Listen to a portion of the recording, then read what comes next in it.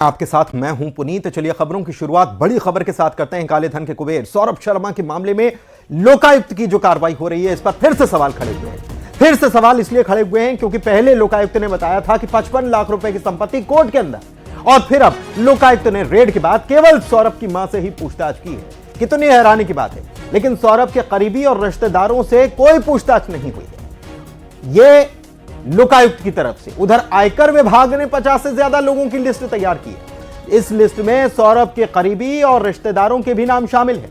माना यह जा रहा है कि आयकर विभाग की पूछताछ में बड़े खुलासे हो सकते हैं। शैलेंद्र भदौरिया हमारे सहयोगी हमारे साथ जुड़े हुए हैं, सीधे उनके पास चलते हैं। शैलेंद्र, जांच हो रही है, हर भ्रष्टाचारी को हम पकड़कर अंदर सीखचों के पीछे डाल देंगे। तमाम बातों के बीच पहले यह बताया कि मात्र 55 लाख की संपत्ति, और उसके बाद केवल मां से पूछताछ की, बाकी से क्यों नहीं की? इतने खुलासे तो हो गए, सबको मालूम है। बिल्कुल, देखिए सवाल इसीलिए खड़े हो रहे हैं कि जिस तरीके से लोकायुक्त इस पूरे मामले में पहली एजेंसी थी जिसने रेड की थी, क्योंकि लोकायुक्त को ही शिकायत मिली थी और उसके बाद सौरभ शर्मा के घर और उसके आवास पर छापामार कार्रवाई की गई थी। उसमें बड़ी मात्रा में जो ज्वेलरी मिली थी, कैश बरामद हुआ था और उसके साथ ही कई जमीनों के दस्तावेज जो है वो मिले थे। लगभग 8 करोड़ की संपत्ति जो है वो लोकायुक्त ने जब्त की थी। लेकिन जिस तरीके से जो पूछताछ होनी चाहिए थी, क्योंकि देखिए उसके कई राजदार हैं, शरद जायसवाल की बात हो या फिर जो अभी तक पुलिस हिरासत में केवल एकमात्र आरोपी जो आया है उसकी बात हो, चेतन सिंह गौर, तो उसके अलावा देखिए जिस तरीके से फिर ईडी ने जब रेड की तो उसको भी लगभग 23 करोड़ की संपत्ति और मिली। तो इसका मतलब यह है कि जब लोकायुक्त ने जांच की थी तो उसमें कहीं ना कहीं कोई लापरवाहियां बरती गई, तभी तो ईडी को 23 करोड़ की संपत्ति और होने की जानकारी मिली, दस्तावेज मिले।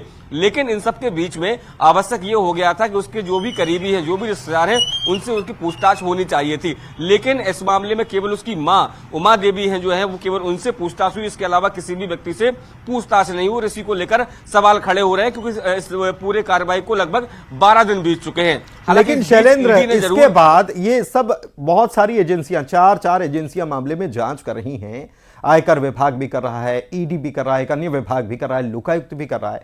लेकिन लोकायुक्त की लगातार दूसरी बार इस प्रकार की ये मामला सामने आना, क्या यह माना जाए कि लोकायुक्त पर कोई दबाव बना हुआ है? क्योंकि लोगों के बीच तो यही मैसेज जाएगा।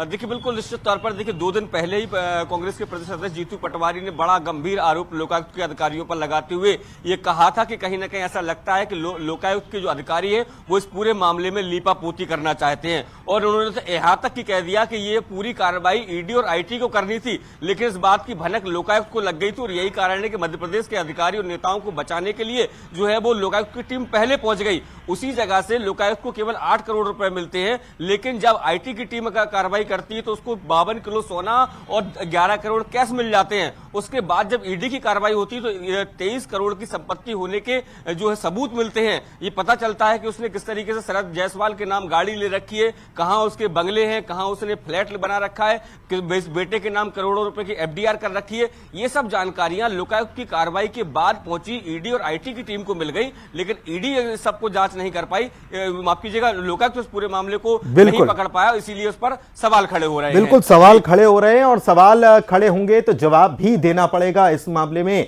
कारण यह है कि एक डायरी मिलती है जिसमें 2.5 करोड़ रोजाना के लेन देन का खुलासा होता है, और उसके बाद केवल मां से पूछताछ किया जाना लोकायुक्त के द्वारा।